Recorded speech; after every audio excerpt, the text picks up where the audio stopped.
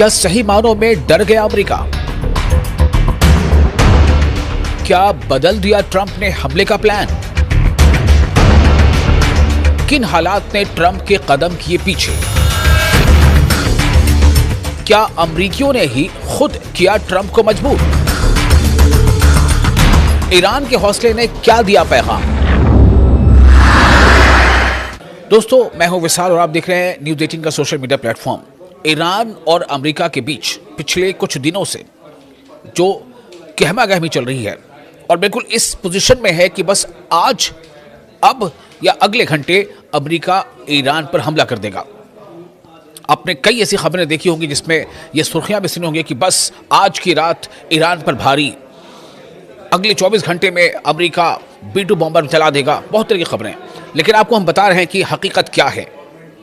Donald Trump ने Oval office में reporters से कहा कि उन्हें दूसरी तरफ के निहायत अहम जराए से यकीन दहानी कराई गई है कि हलाकतें रुक चुकी हैं और मंसूबाबंद सजाएं नाफिज नहीं की जाएंगी। ये डोनाल्ड ट्रंप कह रहे हैं कहां के बारे में? ईरान के बारे में।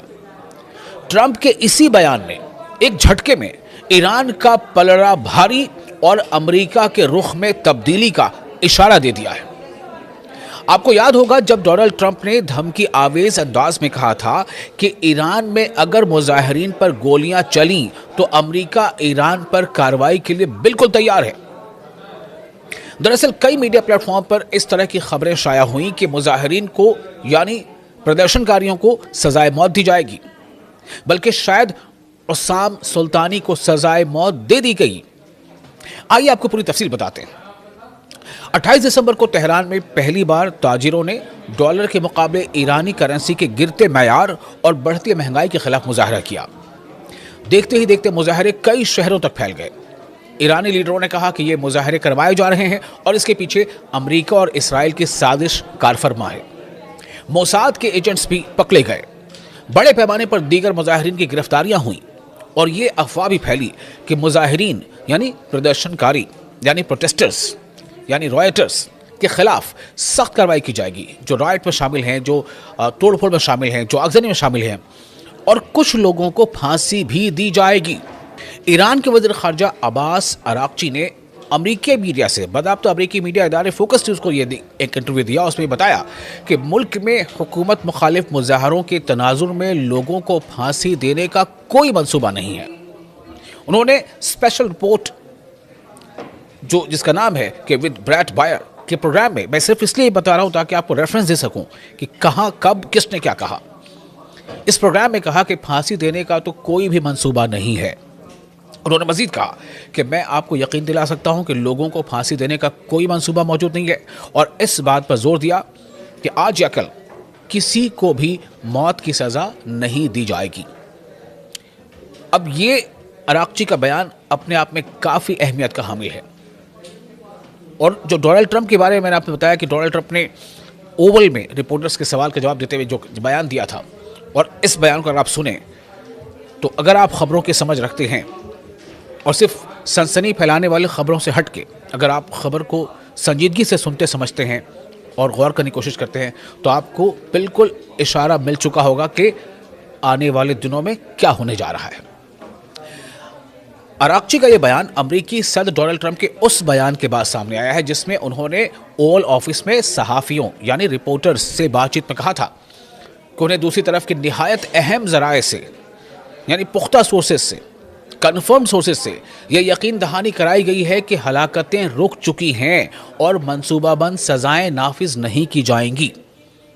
हलाकतें मतलब किलिंग्स। ताहम ट्रंप ने हुकूमत मुखालिफ मुजाहरों के खिलाफ पुरतशद्दुद क्रैकडाउन के बाइस, यानी जो ईरानी हुकूमत या ईरानी आप कह लें कि जो पुलिस है वो अगर प्रोटेस्टर्स पर क्रैकडाउन कर रही है तो इसके वजह से ईरान के खिलाफ अमरीकी फौजी कार्रवाई के इम्कान को भी मुकम्मल तौर पर रद्द नहीं किया है।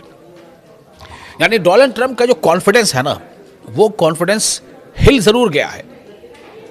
अब इसके पीछे क्या हिकमत अमली है, अभी आप आगे सुनते जाएं, आपको कुछ ना कुछ समझ में जरूर आएगा।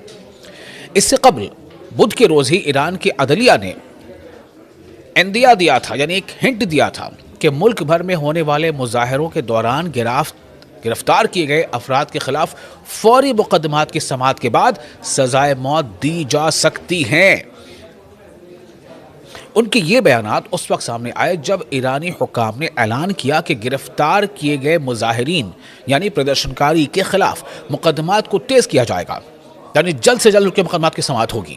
अब जाहिर है जब मुकदमा है इसका मतलब कि किसी न किसी पर कुछ इल्ज़ाम है, और अगर इल्ज़ाम साबित हो जाता है तो फिर वो जुर्म कहलाएगा और करने वाला जो है वो मुजरिम कहलाएगा, और अगर कोई मुजरिम ठहराया जाता है तो उसकी सज़ा तय होगी, और जुर्म किस नौयत का है उसके हिसाब से उसकी सज़ा पर भी हो सकता है कि उसे उम्र कैद हो, उसे सज़ाए मौत हो जाए, या उसे 2-4 साल की सज़ा हो, फ़ाइन लगे, कुछ भी हो सकता है।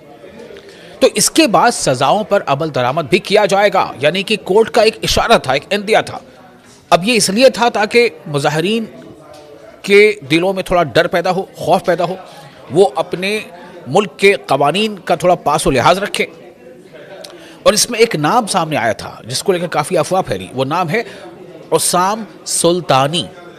उसाम सुल्तानी की सजाए मौत पर क्या अमल हो चुका है? क्या उसे फांसी दे दी गई है या क्या उसे सजाए मौत दे दी गई है? ये एक बहुत बड़ा सवाल है, और इसके इर्द गिर्द कई अफवाहें गश्त कर रही हैं अलग अलग सोर्सेज में। चूँकि आजकल देखिए एक तो जो इंटरनेशनल न्यूज़ एजेंसीज़ हैं, आपको पता है कि ज़्यादातर इंटरनेशनल न्यूज़ एजेंसी को ओन कौन करता है, किस मुल्क की वो एजेंसीज़ हैं। फिर आप देखते हैं ट्विटर हैंडल्स पर बहुत तरह की खबरें शाया होती हैं या एक दूसरे को पता चलती हैं। तो इस दौरान ईरान के सरकारी मीडिया ने जुमेरात के रोज़ इत्तला दी, ये खबर दी कि क्रिज शहर में एहतजाज के दौरान गिरफ्तार किए गए एक 26 साल के नौजवान को मौत की सज़ा नहीं दी जाएगी। ध्यान से सुने, ईरान के सरकारी मीडिया ने ये इत्तला दी, ये जानकारी दी कि क्रिज शहर में प्रदर्शन के दौरान गिरफ्तार किए गए 26 साला उसाम सुल्तानी को मौत की सज़ा नहीं दी जाएगी। वाज़ेह है कि इस हफ्ते के अवाइल में हुकूक़ इंसानी की तंजीम पिंगाओ ने इत्तला दी थी कि कराच शहर में मुजाहरों के सिलसिले में गिरफ्तार किए गए 26 साला उसाम सुल्तानी को बुध को फांसी दी जानी थी। ताहम जुमेरात को ईरान के सरकारी मीडिया ने इत्तला दी कि सुल्तान पर मुल्क की दाखिली सलामती के खिलाफ मिली भगत और हुकूमत के खिलाफ प्रोपेगेंडा सरगर्मियों में शामिल होने के इल्ज़ामात आयद किए जा रहे हैं, लेकिन अगर अदालत से इन इल्ज़ामात की तस्दीक भी हो जाती है तो भी ऐसे इल्ज़ामात पर सज़ाए मौत का इतलाक़ नहीं होता। अब ये वो खबर है जिससे जो पूरा प्रोपेगेंडा है, कुछ ऐसी मीडिया का जिनका अपना एक नज़रिया है, जिनकी अपनी एक सोच है, जिनकी अपनी एक लाइन है। और मैं आपको बार बार ये कह रहा हूँ कि ईरान के बड़े बड़े जो लीडरान हैं उन्होंने ये कहा कि दरअसल ईरान में जो कुछ हो रहा है वो करवाया जा रहा है। बेशक उनका कहना है कि लोगों में गुस्सा है, महंगाई के ख़िलाफ़ लोगों में गुस्सा है, जो ईरानी करेंसी रियाल उसकी गिरती कदर के ख़िलाफ़, लेकिन क्या कोई इतना गुस्सा हो जाएगा कि ख़ुद अपनी ही मसाजिद को नज़र आतिश कर दे? जहाँ वो जाता है, जहाँ वो सजदारेज़ होता है, जहाँ वो बारगाह इलाही में मन्नतें मांगता है, क्या कोई इतना गुस्सा हो जाएगा कि ख़ुद अपने ही मजहबी जो किताबें हैं उनको नज़र आतिश कर दे? तो ये बार बार ईरान के जो तमाम बड़े सरबराहान हैं उनका ये कहना था कि ये जो कार्रवाई हो रही है ये दरअसल एक तखरीब है, एक कॉन्स्पिरेसी है, एक साजिश है, और ये बाहरी ताकतें हैं। चाहे वो बार बार उन्होंने नाम भी लिया कि मोसाद की एजेंसी ने यह काम करवाया हो, ये बाहरी ताकतें हैं जो ईरान में हालात बिगाड़ रही हैं। ईरान में कई हफ्तों से जारी बदअमनी के दौरान अब तक जो रिपोर्ट्स हैं उसके मुताबिक 3000 के आसपास या उससे ज़ायद मुजाहिरीन हलाक भी हो चुके हैं, ऐसे रिपोर्ट्स हैं। मैं ये नहीं कह रहा कि ये रिपोर्ट्स बिल्कुल सही हैं, हो सकता है कि इसमें कुछ आंकड़े कुछ कम भी हो या कुछ ज़्यादा भी हो, चूँकि अभी कई तरह से इस तरह के आदाद शुमार सामने आ रहे हैं।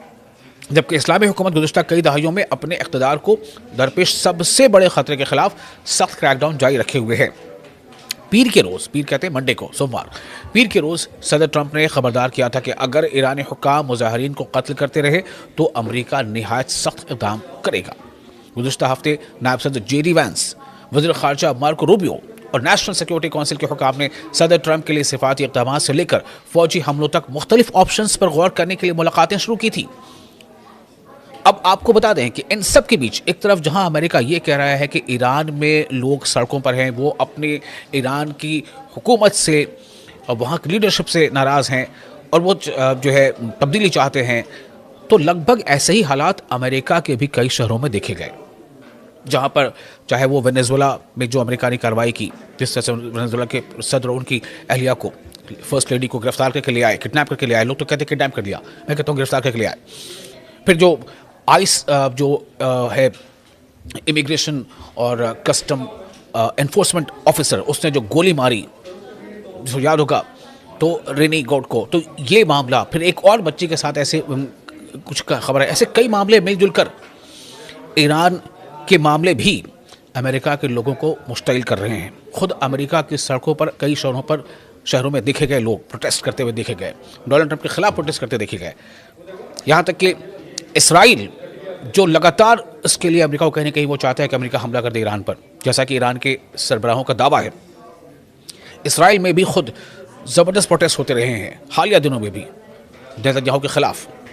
तो ये सब कुछ मिलकर एक दबाव है कहीं ना कहीं अमेरिका के डोनाल्ड ट्रंप पर, वहाँ के प्रेसिडेंट पर।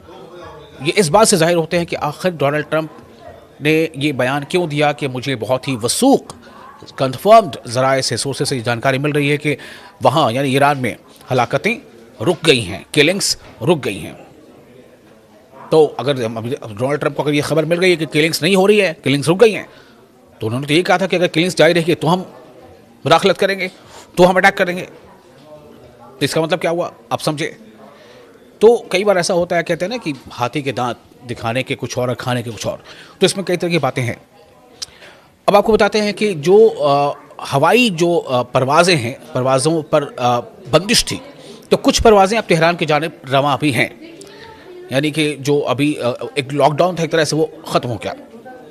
ईरानी फ़ज़ाई हदूद जो है उसमें उसकी बंदिश की मुद्दत ख़त्म होने के बाद कुछ परवाज़ें तेहरान की जानिब रवाना होना शुरू हो गई हैं। परवाज़ों की निगरानी करने वाले वेबसाइट फ़्लाइट रडार 24 के मुताबिक ईरानी फ़ज़ाई हदूद की बंदिश की मुद्दत ख़त्म होने के बाद कुछ परवाज़ें तेहरान की जानिब रवाना होना शुरू हो गई हैं। ईरान ने इब्तदाई तौर पर अमरीकी फेडरल एविएशन एडमिनिस्ट्रेशन की जानिब से शाया करदा नोटिस में अपनी फ़ज़ाई हदूद बेशतर परवाज़ों के लिए, ज़्यादातर परवाज़ों के लिए शाम 7:30 बजे तक बंद करने का ऐलान किया था। ताहम बाद में इस बंदिश को बढ़ाकर रात 10:30 बजे तक कर दिया गया था। इस आर्जी फ़िज़ाई बंदिश के बायस मुतअद्दिद एयरलाइंस को ईरानी फ़िज़ाई हदूद से गुजरने वाली परवाज़ों का रुख तब्दील करना पड़ा, फिर उन्हें मनसूख करना पड़ा, यानी कि अब परवाज़ों पर बंदिश जो है वो ख़त्म हो गई है। तो और जो ईरान के जो ज़राए हैं वहाँ से खबर आ रही है कि हालात अब बिल्कुल नॉर्मल होते जा रहे हैं। लेकिन इन सब के बीच एक सवाल अभी भी है कि अमेरिका का जो सबसे बड़ा मिड ईस्ट में जो अपना फ़ौजी अड्डा है, जो बेस है, वो है अल उदैद। वहाँ से भी खबरें हैं कि वहाँ से अमेरिकी फ़ौजी जो है वो मूव कर रहे हैं। अगर वो मूव कर रहे हैं तो कहाँ जा रहे हैं, क्या वो अपने लिए किसी सेफ पैसेज की तरफ जा रहे हैं या ये कुछ और हिकमत अमली है स्ट्रैटेजिक तौर पर। क्या डोनाल्ड ट्रंप का फ़िलहाल नरमी का रुख का इजहार, क्या ये कोई नई हिकमत अमली है? क्योंकि इससे पहले कई बार ऐसा हो चुका है डोनाल्ड ट्रंप के इस दूसरे टेन्योर में कि डोनाल्ड ट्रंप ने कहा कुछ, किया कुछ, उसके बारे में कहा था कुछ। तो बहरहाल जो रिएक्शंस आए हैं रशिया के या चाइना के, उससे भी ऐसा लगता है। और ख़ास तौर से ये भी खबरें आ रही हैं कि सऊदी अरब हो या फिर कुवैत हो या कतर हो, ऐसे बहुत सारे मुल्कों ने, जो अरब ममालिक हैं, उन्होंने डोनाल्ड ट्रंप से एक तरह से ये कहा है कि ईरान पर हमले से बचने की कोशिश करनी चाहिए। इससे मिड ईस्ट में हालात बहुत जो है वो बिगड़ सकते हैं और ऑयल को लेकर के एक नया जो है नई परेशानी दुनिया के सामने खड़ी हो सकती है। बहुत तरह की रिपोर्ट्स हैं, मैं किसी के बारे में तस्दीक नहीं कर रहा, लेकिन हाँ ये ज़रूर है कि डोनाल्ड ट्रंप, ऐसा लग रहा है कि अपनी जो उनकी बातों में जो एक सख्ती थी वो कहीं ज़ाया होती नज़र आ रही है, कुछ ज़ायल होती नज़र आ रही है। और उसकी सबसे बड़ी वजह यह है कि ईरानी अवाम ने जिस तरह से सड़कों पर आकर के अपने सरबराह के हक़ में और अपने मुल्क के हक़ में, अपने मुल्क की सालमियत और जमहूरियत के हक़ में आवाज़ बुलंद की है, मुल्क के सपोर्ट में अवाम काफ़ी बड़ी तादाद सड़कों पर आ गए हैं, ये कहने कहीं अब ये आलमी तौर पर जवाज़ नहीं देता किसी भी मुल्क को कि वो दूसरे मुल्क में घुस करके मुदाखलत करे।